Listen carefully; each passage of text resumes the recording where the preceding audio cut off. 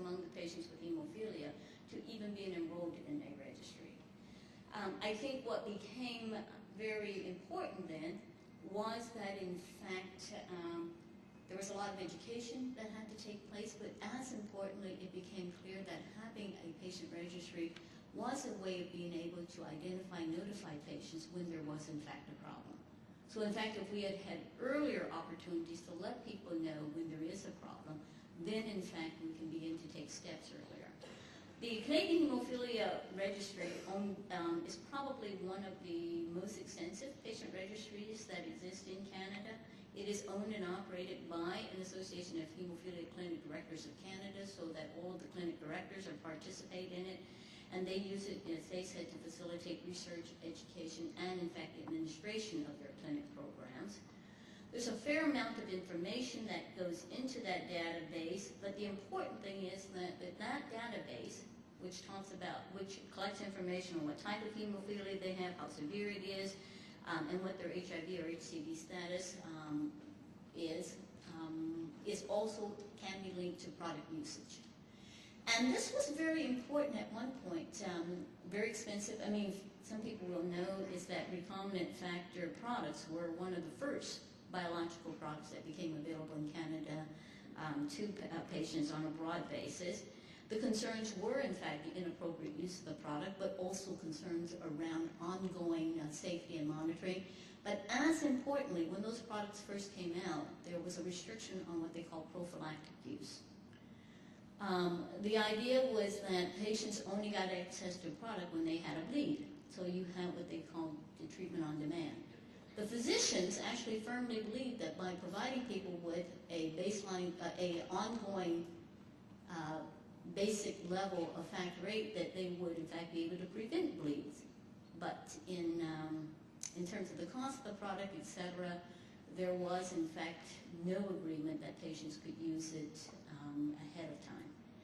It was only through the registry and then some deliberate studies that were done using the registry that in fact they demonstrated that not only were patients better off, that in fact they used less product. Because in order to stop a bleed, it took a lot of product, but if you provided a low amount of product, you could actually prevent bleeds. And we have hemophiliacs today who are teenagers who have never had a bleed.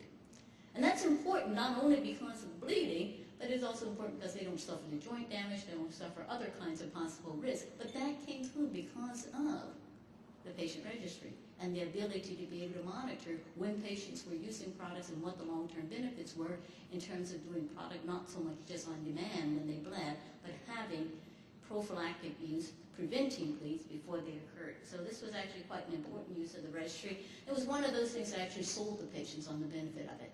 The other thing that sold patients on the benefit of it was because, again, they had to include their information. I think Dr. Clark talked about the difficulties in terms of getting patients to enter information into registries. We had a lot of problem with our, and again, it's like Fabry disease. It's an excellent disorder, so most of the patients are in fact males. These guys had no interest in keeping track of their product use. They had no interest in keeping track of their symptoms. Asking and giving patients any kind of a diary, we knew what was happening. You know, the day before they came into clinic, in which they had to turn in their diaries, they were filling these diaries out like mad, right? And there was a rule that if you didn't bring your diary to show when you used the product and what you used the product for, you didn't get your next access to product. So fine, they all came in with completed diaries, but we knew exactly what the value of that diary was. The thing changed actually at one point, very early on. This is about a good 10, 15 years ago. The guys were all given Palm Pilots. They had the data on a little electronic thing. Number one, they felt it was kind of cool, right? It's a cool little device. They had to enter it in. But as importantly, they had to put it to their computer or to their phone line and hooked up directly with the centralized registry, so you knew when they entered that data. You could not make it up at the end of the day. We ended up having very, very accurate patient registries, and we also had these guys who had these very cool devices because they could also use it for a bunch of other things as well. So there are ways of getting around the problem in terms of both accuracy, timeliness, and in fact the compliance in terms of entry of data. Very quickly, the Foundation Fighting Blindness is another patient registry which I think has been very important. It started in terms of Toronto sick kids, and as some people know, it's really the concern was having a database of all the patients that were affected by retinal dystrophies. And the purpose, again, of basically what Dr. Clark talked about, a better understanding of the natural history of retinal dystrophies, standardize the clinical assessment of it so that we can have one definition in terms of one consensus in the definition of what these different retinal dystrophies were, and then, as importantly, though, being able to identify the patients for clinical trials. I'll come back to it because I've got a better example in terms of the use of that for clinical trials. The Cystic Fibrosis Canada Registry has also been a registry that's been around for a long time. Very important in terms of, again, being able to collect the information, I think as Dr. Clark says, because there are small patient populations from around the country, being able to combine that information from 38 clinics.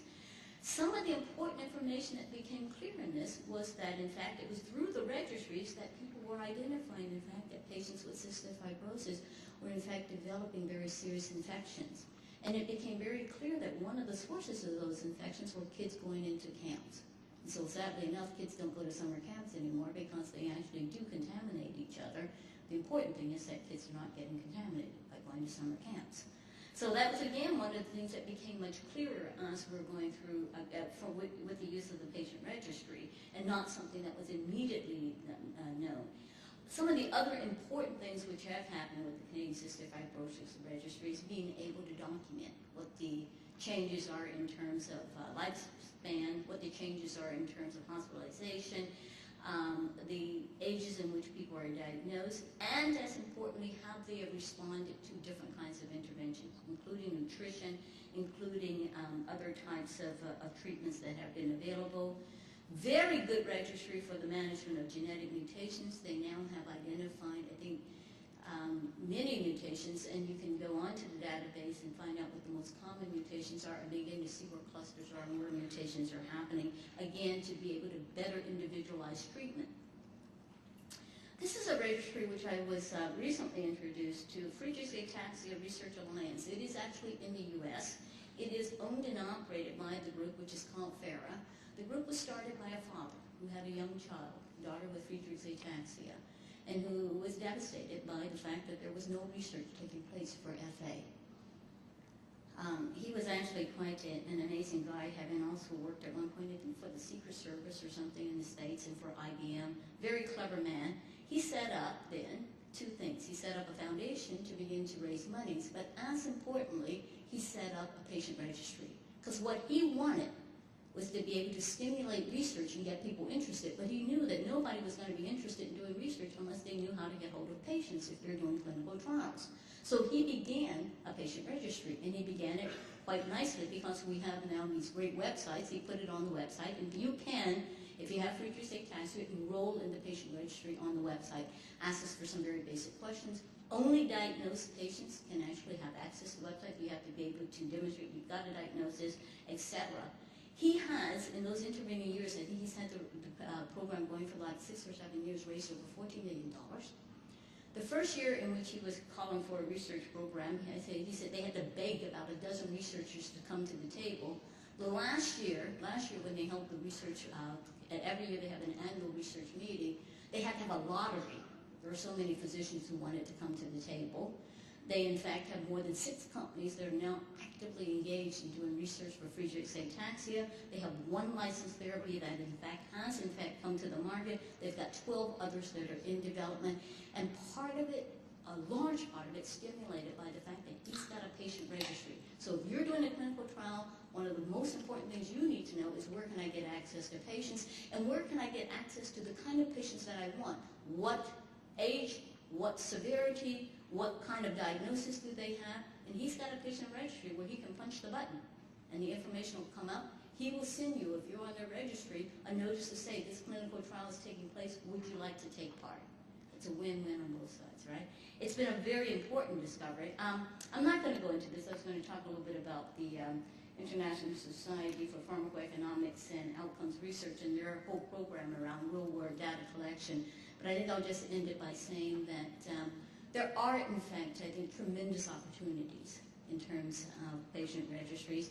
I do think that from a patient perspective, we could probably do a great deal more, not only to stimulate awareness of and to get patients engaged, but also as patient groups, I think as the Friedreich's ataxia group has shown us, to actually be able to help sponsor some of those registries and to be able to make better use of those registries in terms of stimulating research and development, and certainly as the cystic fibrosis registry has shown us, has been able to actually be able to document treatment and to promote better access to treatment. And I think as the hemophilia registry showed us that participation in patient registries can not only be done easily, but can be a lot of fun.